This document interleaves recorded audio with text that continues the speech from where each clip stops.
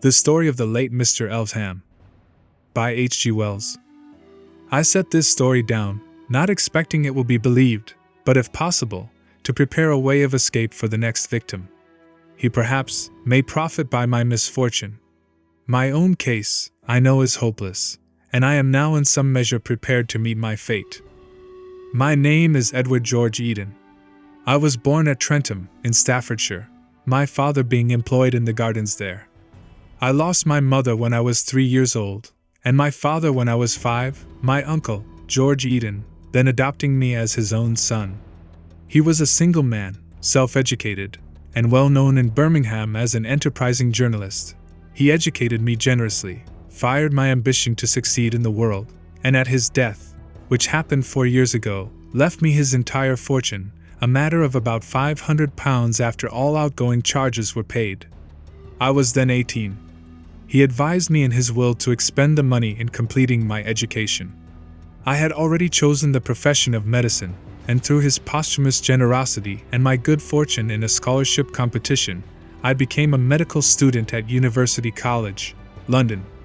At the time of the beginning of my story, I lodged at 11A University Street in a little upper room, very shabbily furnished and draughty, overlooking the back of Shoolbred's premises. I used this little room both to live in and sleep in, because I was anxious to eke out my means to the very last shillingsworth. I was taking a pair of shoes to be mended at a shop in the Tottenham Court Road when I first encountered the little old man with the yellow face, with whom my life has now become so inextricably entangled. He was standing on the curb, and staring at the number on the door in a doubtful way, as I opened it. His eyes, they were dull gray eyes, and reddish under the rims, fell to my face, and his countenance immediately assumed an expression of corrugated amiability. "You come," he said, apt to the moment. "I had forgotten the number of your house. How do you do, Mr. Eden?" I was a little astonished at his familiar address, for I had never set eyes on the man before. I was a little annoyed, too, at his catching me with my boots under my arm.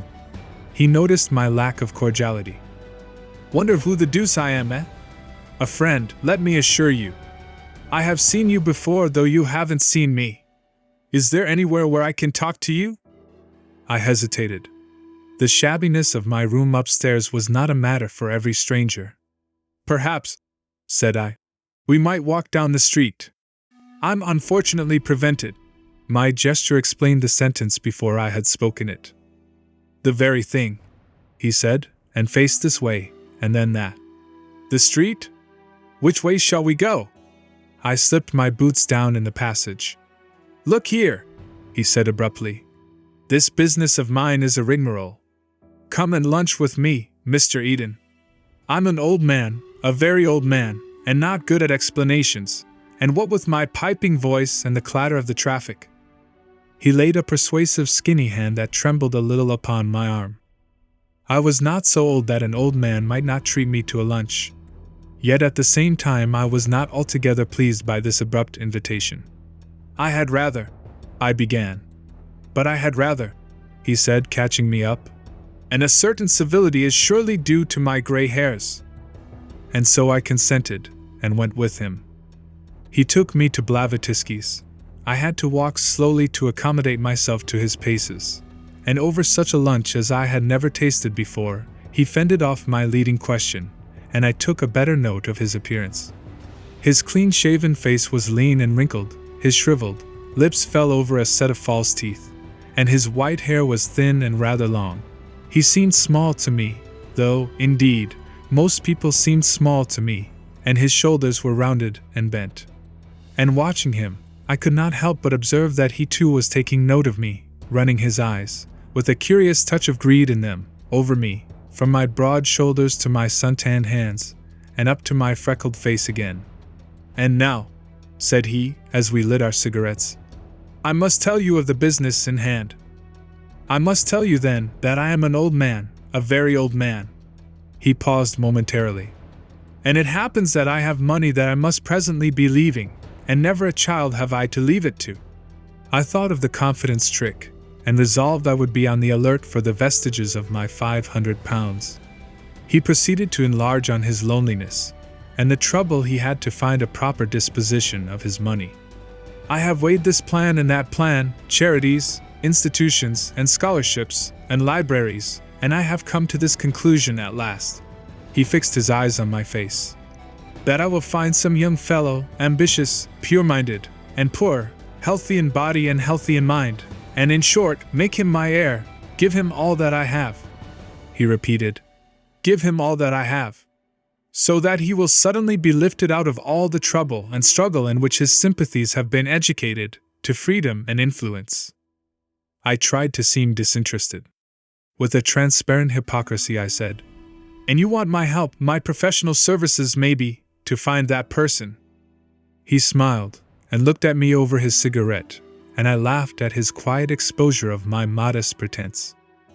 What a career such a man might have, he said. It fills me with envy to think how I have accumulated that another man may spend.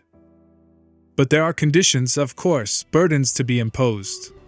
He must, for instance, take my name. You cannot expect everything without some return. And I must go into all the circumstances of his life before I can accept him. He must be sound. I must know his heredity, how his parents and grandparents died, have the strictest inquiries made into his private morals. This modified my secret congratulations a little. And do I understand? Said I. That I? Yes, he said, almost fiercely. You. I answered never a word. My imagination was dancing wildly. My innate skepticism was useless to modify its transports. There was not a particle of gratitude in my mind. I did not know what to say nor how to say it. But why me in particular? I said at last. He had chanced to hear of me from Professor Haslar, he said, as a typically sound and sane young man, and he wished, as far as possible, to leave his money where health and integrity were assured. That was my first meeting with the little old man. He was mysterious about himself. He would not give his name yet, he said, and after I had answered some questions of his, he left me at the Blavatsky portal. I noticed that he drew a handful of gold coins from his pocket when it came to paying for the lunch. His insistence upon bodily health was curious. In accordance with an arrangement we had made, I applied that day for a life policy in the Loyal Insurance Company for a large sum, and I was exhaustively overhauled by the medical advisors of that company in the subsequent week. Even that did not satisfy him, and he insisted I must be re-examined by the great Dr. Henderson. It was Friday in Whitsun week before he came to a decision. He called me down, quite late in the evening, nearly 9 it was, from cramming chemical equations for my preliminary scientific examination. He was standing in the passage under the feeble gas lamp, and his face was a grotesque interplay of shadows. He seemed more bowed than when I had first seen him, and his cheeks had sunk in a little. His voice shook with emotion. Everything is satisfactory, Mr. Eden, he said. Everything is quite satisfactory. And this night of all nights, you must dine with me and celebrate your accession. He was interrupted by a cough. You won't have long to wait hither, he said, wiping his handkerchief across his lips and gripping my hand with his long bony claw that was disengaged. Certainly not very long to wait. We went into the street and called a cab. I remember every incident of that drive vividly, the swift, easy motion, the vivid contrast of gas and oil and electric light, the crowds of people in the streets, the place in Regent Street to which we went, and the sumptuous dinner we were served with there. I was disconcerted at first by the well-dressed waiter's glances at my rough clothes, bothered by the stones of the olives. But as the champagne warmed my blood, my confidence revived. At first the old man talked of himself. He had already told me his name in the cab. He was Egbert Elvesham, the great philosopher, whose name I had known since I was a lad at school. It seemed incredible to me that this man, whose intelligence had so early dominated mine, this great abstraction, should suddenly realize itself as this decrepit, familiar figure. I dare say every young fellow who has suddenly fallen among celebrities has felt something of my disappointment. He told me now of the future that the feeble streams of his life would presently leave dry for me. Houses, copyrights, investments. I had never suspected that philosophers were so rich. He watched me drink and eat with a touch of envy. "What a capacity for living you have," he said, and then with a sigh of relief, I could have thought it. "It will not be long." Said I, my head swimming now with champagne. "I have a future perhaps, of a fairly agreeable sort, thanks to you. I shall now have the honor of your name. But you have a past. Such a past as is worth all my future." He shook his head and smiled, as I thought, with half-sad appreciation of my flattering admiration. "That future," he said. "Would you in truth change it?" The waiter came with liqueurs. "You will not perhaps mind taking my name, taking my position, but would you indeed, willingly, take my years?" "With your achievements," said I gallantly. He smiled again. "Kummel, both," he said to the waiter, and turned his attention to a little paper packet he had taken from his pocket. "This hour," said he, "this after-dinner hour is the hour of small things. Here is a scrap of my unpublished wisdom." He opened the packet with his shaking yellow fingers, and showed a little pinkish powder on the paper. "This," said he, "well, you must guess what it is. But Kummel, put but a dash of this powder in it, is Himmel." His large grayish eyes watched mine with an inscrutable expression. It was a bit of a shock to me to find this great teacher gave his mind to the flavor of liqueurs. However, I feigned an interest in his weakness, for I was drunk enough for such small sycophancy. He parted the powder between the little glasses, and rising suddenly, with a strange unexpected dignity, held out his hand towards me. I imitated his action, and the glasses rang. "To a quick succession," said he, and raised his glass towards his lips. "Not that," I said hastily. "Not that." He paused with the liqueur at the level of his chin, and his eyes blazing into mine. "To a long life," said I. He hesitated. "To a long life," said he, with a sudden bark of laughter, and with eyes fixed on one another we tilted the little glasses.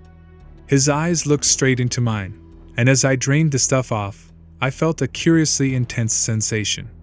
The first touch of it set my brain in a furious tumult. I seemed to feel an actual physical stirring in my skull, and a seething humming filled my ears. I did not notice the flavor in my mouth, the aroma that filled my throat. I saw only the gray intensity of his gaze that burnt into mine. The draught, the mental confusion, the noise and stirring in my head seemed to last an interminable time. Curious vague impressions of half-forgotten things danced and vanished on the edge of my consciousness. At last he broke the spell. With a sudden explosive sigh he put down his glass. "Well," he said. "It's glorious," said I, though I had not tasted the stuff. My head was spinning. I sat down. My brain was chaos. Then my perception grew clear and minute as though I saw things in a concave mirror. His manner seemed to have changed into something nervous and hasty. He pulled out his watch and grimaced at it. 11:07! And tonight I must, 7:25. Waterloo! I must go at once. He called for the bill, and struggled with his coat. Officious waiters came to our assistance. In another moment I was wishing him goodbye, over the apron of a cab, and still with an absurd feeling of minute distinctness, as though, how can I express it? I not only saw but felt through an inverted opera glass. "That stuff," he said. He put his hand to his forehead. "I ought not to have given it to you. It will make your head split tomorrow. Wait a minute. Here." He handed me out a little flat thing like a Sedlitz powder. "Take that in water as you are going to bed. The other thing was a drug. Not till you're ready to go to bed, mind. It will clear your head. That's all. One more shake, futurist." I gripped his shriveled claw. "Goodbye," he said, and by the droop of his eyelids I judged he too was a little under the influence of that brain-twisting cordial. He recollected something else with a start, felt in his breast pocket, and produced another packet, this time a cylinder the size and shape of a shaving stick. "Here," said he. "I'd almost forgotten. Don't open this until I come tomorrow, but take it now." It was so heavy that I well nigh dropped it. "Henri," said I, and he grinned at me through the cab window as the cabman flicked his horse into wakefulness. It was a white packet he had given me, with red seals at either end and along its edge. "If this isn't money," said I, "it's platinum or lead." I stuck it with elaborate care into my pocket, and with a whirling brain walked home through the Regent Street loiterers and the dark back streets beyond Portland Road. I remember the sensations of that walk very vividly, strange as they were. I was still so far myself that I could notice my strange mental state, and wonder whether this stuff I had was opium, a drug beyond my experience. It is hard now to describe the peculiarity of my mental strangeness. Mental doubling vaguely expresses it. As I was walking up Regent Street, I found in my mind a queer persuasion that it was Waterloo Station, and had an odd impulse to get into the Polytechnic as a man might get into a train. I put a knuckle in my eye, and it was Regent Street. How can I express it? You see a skillful actor looking quietly at you, he pulls a grimace, and lo, another person. Is it too extravagant if I tell you that it seemed to me as if Regent Street had, for the moment, done that? Then, being persuaded it was Regent Street again, I was oddly muddled about some fantastic reminiscences that cropped up. 30 years ago, thought I. It was here that I quarreled with my brother. Then I burst out laughing, to the astonishment and encouragement of a group of night prowlers. 30 years ago I did not exist, and never in my life had I boasted a brother. This stuff was surely liquid folly, for the poignant regret for that lost brother still clung to me. Along Portland Road the madness took another turn. I began to recall vanished shops, and to compare the street with what it used to be. Confused, troubled thinking is comprehensible enough after the drink I had taken, but what puzzled me were these curiously vivid phantasm memories that had crept into my mind, and not only the memories that had crept in, but also the memories that had slipped out. I stopped opposite Stevens, the natural history dealer's, and cudgeled my brains to think what he had to do with me. A bus went by, and sounded exactly like the rumbling of a train. I seemed to be dipping into some dark, remote pit for the recollection. "Of course," said I at last. "He has promised me 3 frogs tomorrow. Odd, I should have forgotten. Do they still show children dissolving views? In those I remember one view would begin like a faint ghost, and grow and oust another. In just that way it seemed to me that a ghostly set of new sensations was struggling with those of my ordinary self. I went on through Euston Road to Tottenham Court Road, puzzled, and a little frightened, and scarcely noticed the unusual way I was taking, for commonly I used to cut through the intervening network of back streets. I turned into University Street, to discover that I had forgotten my number. Only by a strong effort did I recall 11A, and even then it seemed to me that it was a thing some forgotten person had told me.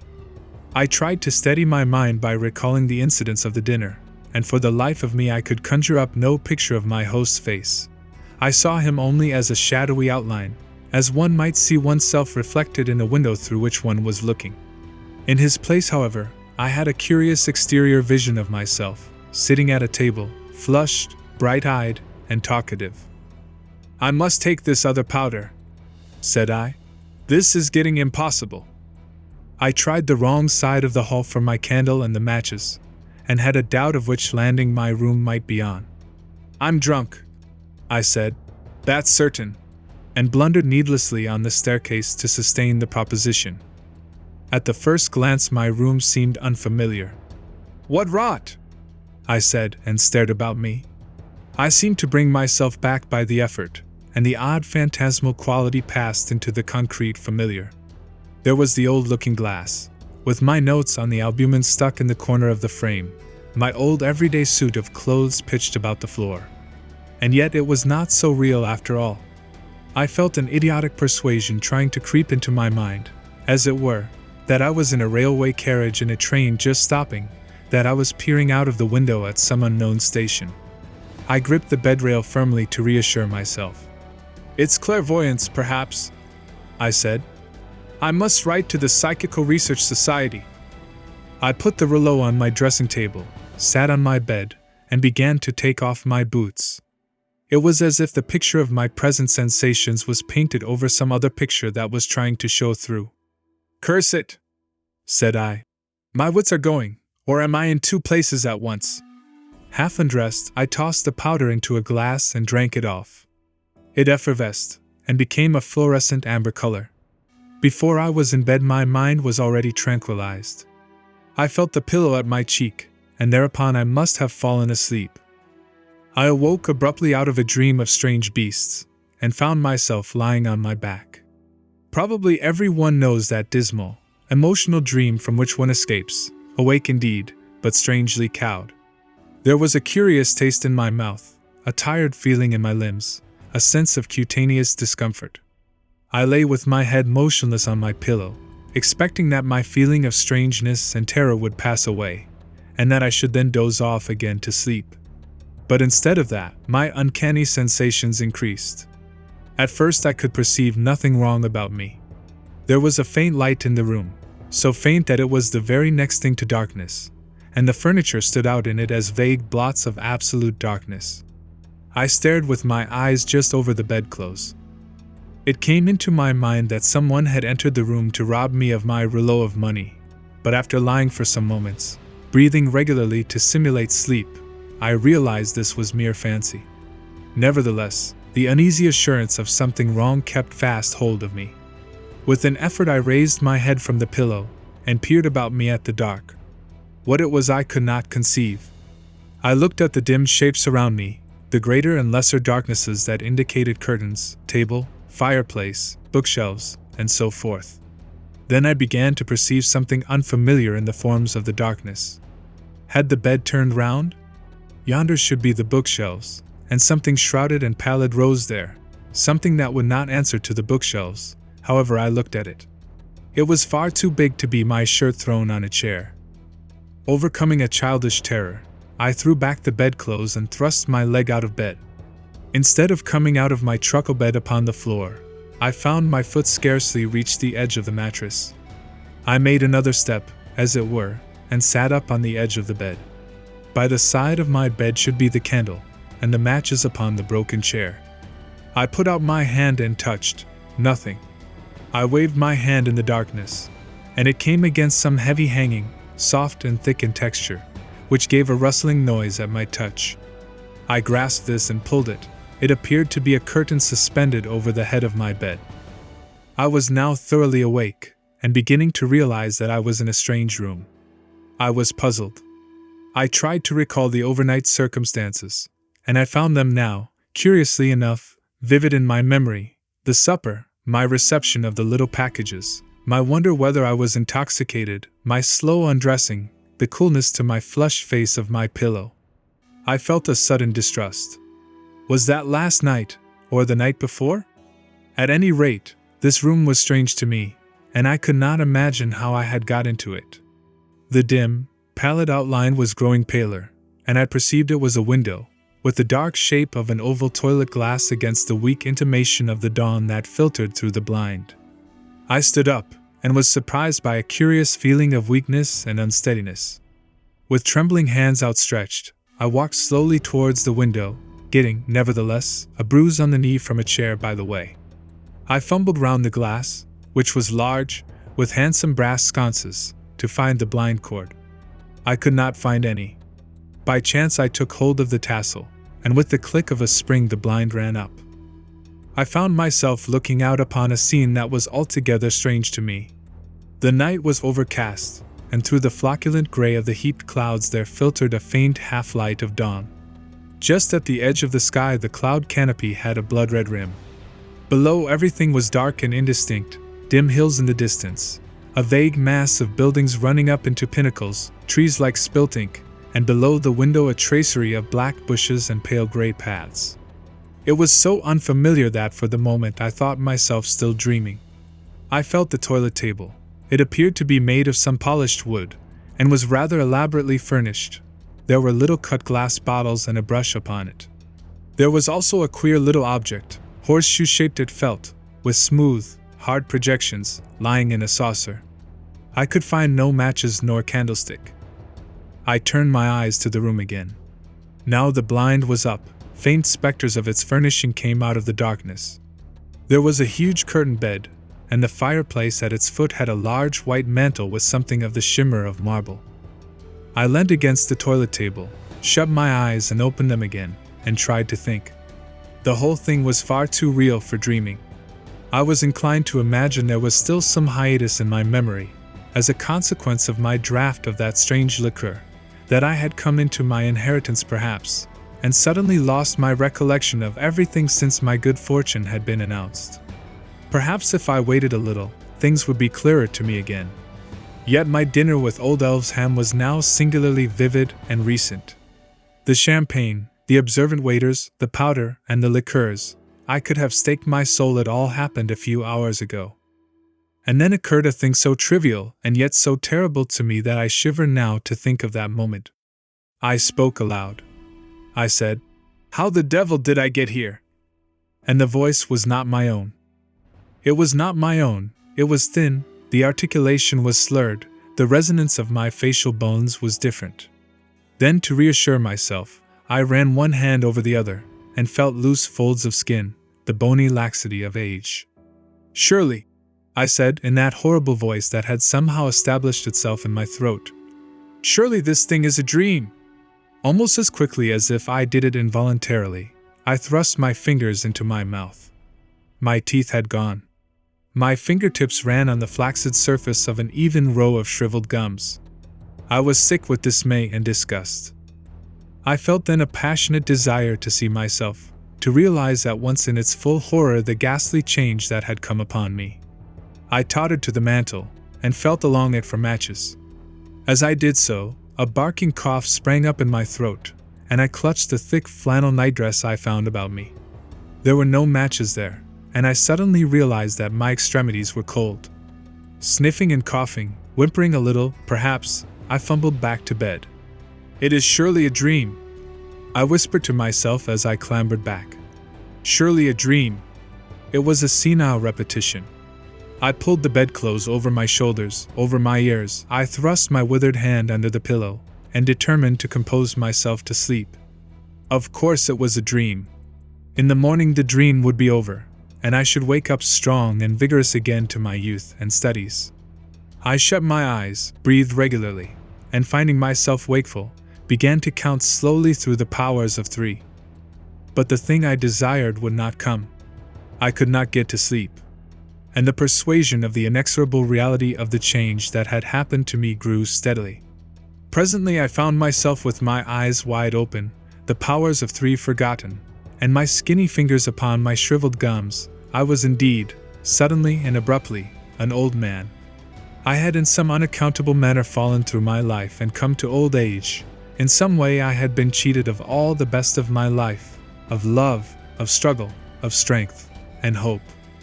I grovelled into the pillow and tried to persuade myself that such hallucination was possible. Imperceptibly, steadily, the dawn grew clearer. At last, despairing of further sleep, I sat up in bed and looked about me. A chill twilight rendered the whole chamber visible. It was spacious and well furnished, better furnished than any room I had ever slept in before. A candle and matches became dimly visible upon a little pedestal in a recess. I threw back the bedclothes, and shivering with the rawness of the early morning, albeit it was summer time, I got out and lit the candle.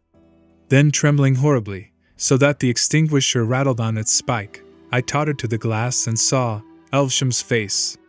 It was none the less horrible because I had already dimly feared as much. He had already seemed physically weak and pitiful to me, but seen now, dressed only in a coarse flannel nightdress, that fell apart and showed the stringy neck, seen now as my own body, I cannot describe its desolate decrepitude. The hollow cheeks, the straggling tail of dirty gray hair, the rheumy bleared eyes, the quivering, shriveled lips, the lower displaying a gleam of the pink interior lining, and those horrible dark gums showing. You who are mind and body together, at your natural years, cannot imagine what this fiendish imprisonment meant to me. To be young and full of the desire and energy of youth, and to be caught, and presently to be crushed in this tottering ruin of a body. But I wander from the course of my story. For some time I must have been stunned at this change that had come upon me. It was daylight when I did so far gather myself together as to think. In some inexplicable way I had been changed, Though how short of magic the thing had been done, I could not say. And as I thought, the diabolical ingenuity of Elvesham came home to me. It seemed plain to me that as I found myself in his, so he must be in possession of my body, of my strength, that is, and my future. But how to prove it?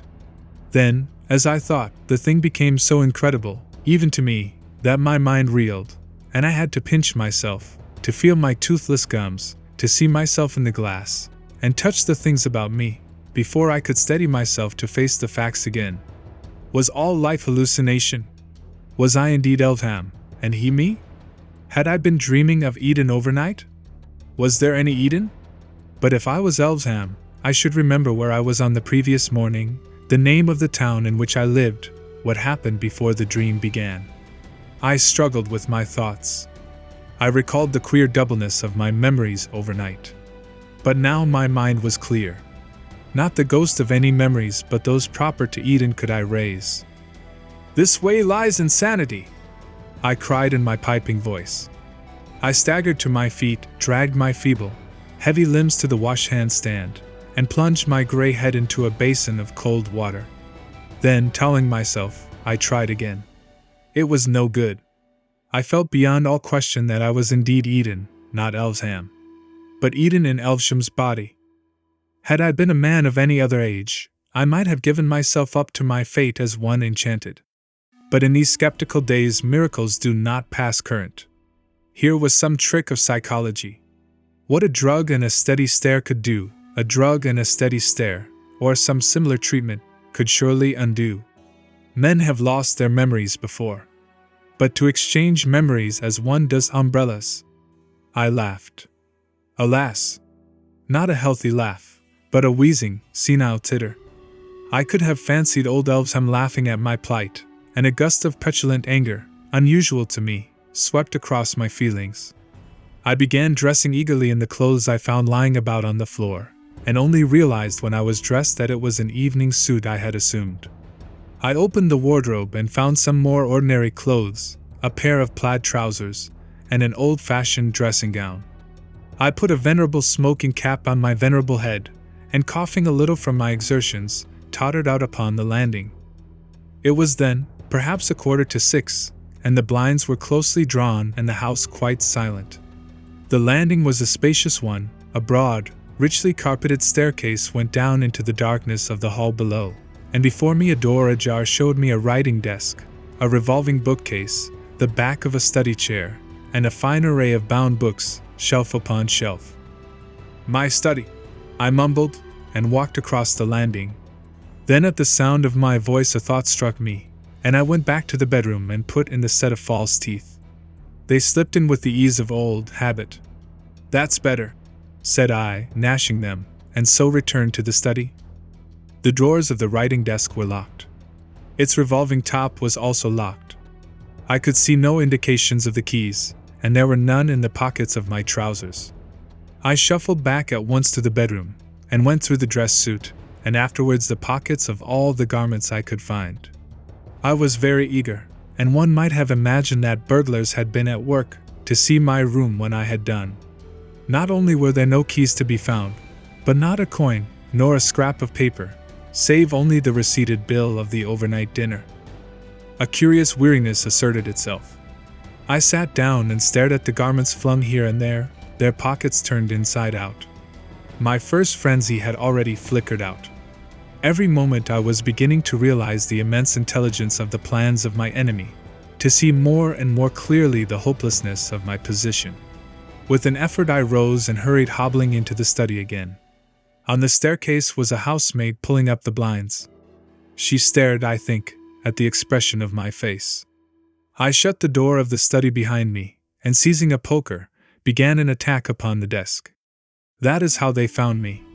The cover of the desk was split, the lock smashed, the letters torn out of the pigeonholes, and tossed about the room. In my senile rage I had flung about the pens and other such light stationery, and overturned the ink. Moreover, a large vase upon the mantel had got broken, I do not know how. I could find no checkbook, no money, no indications of the slightest use for the recovery of my body. I was battering madly at the drawers, when the butler, backed by 2 women servants, intruded upon me.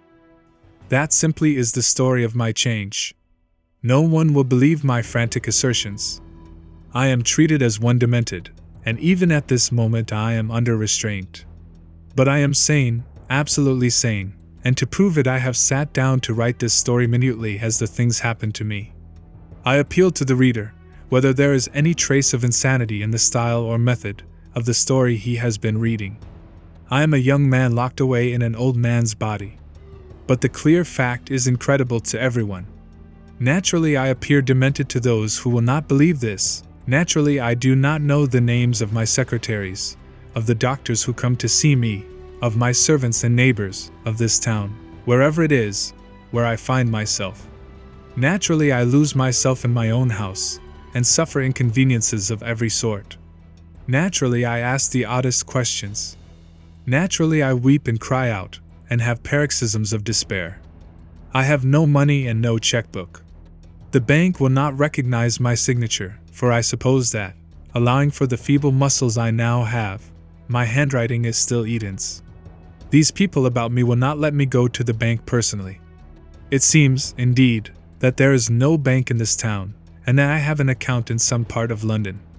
It seems that Elvesham kept the name of his solicitor secret from all his household. I can ascertain nothing. Elvesham was, of course, a profound student of mental science, and all my declarations of the facts of the case merely confirm the theory that my insanity is the outcome of overmuch brooding upon psychology. Dreams of the personal identity indeed. 2 days ago I was a healthy youngster, with all life before me. Now I am a furious old man, unkempt, and desperate, and miserable, prowling about a great, luxurious, strange house, watched, feared, and avoided as a lunatic by everyone about me. And in London, there is Elvesham beginning life again in a vigorous body, and with all the accumulated knowledge and wisdom of 70. He has stolen my life. What has happened I do not clearly know. In the study are volumes of manuscript notes, referring chiefly to the psychology of memory, and parts of what may be either calculations or ciphers and symbols absolutely strange to me. In some passages there are indications that he was also occupied with the philosophy of mathematics.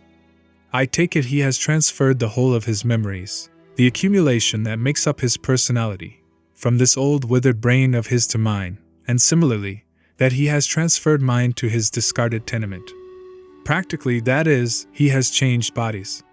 But how such a change may be possible is without the range of my philosophy. I have been a materialist for all my thinking life, but here suddenly is a clear case of man's detachability from matter. One desperate experiment I am about to try. I sit writing here before putting the matter to issue. This morning, with the help of a table knife that I had secreted at breakfast, I succeeded in breaking open a fairly obvious secret drawer in this wrecked writing desk. I discovered nothing save a little green glass vial containing a white powder. Round the neck of the vial was a label, and thereon was written this one word: release. This is most probably poison. I can understand Elvesham placing poison in my way, and I should be sure that it was his intention so to get rid of the only living witness against him, were it not for this careful concealment. The man has practically solved the problem of immortality. Save for the spite of chance, he will live in my body until it has aged, and then, again throwing that aside, he will assume some other victim's youth and strength. When one remembers his heartlessness, it is terrible to think of the ever-growing experience that. How long has he been leaping from body to body? But I tire of writing. The powder appears to be soluble in water. The taste is not unpleasant. There the narrative found upon Mr. Elvesham's desk ends. His dead body lay between the desk and the chair. The latter had been pushed back, probably by his last convulsions. The story was written in pencil and in a crazy hand, quite unlike his usual minute characters. There remain only 2 curious facts to record. Indisputably there was some connection between Eden and Elvesham, since the whole of Elvesham's property was bequeathed to the young man. But he never inherited. When Elvesham committed suicide, Eden was, strangely enough, already dead. 24 hours before, he had been knocked down by a cab and killed instantly, at the crowded crossing at the intersection of Gower Street and Euston Road. So that the only human being who could have thrown light upon this fantastic narrative is beyond the reach of questions.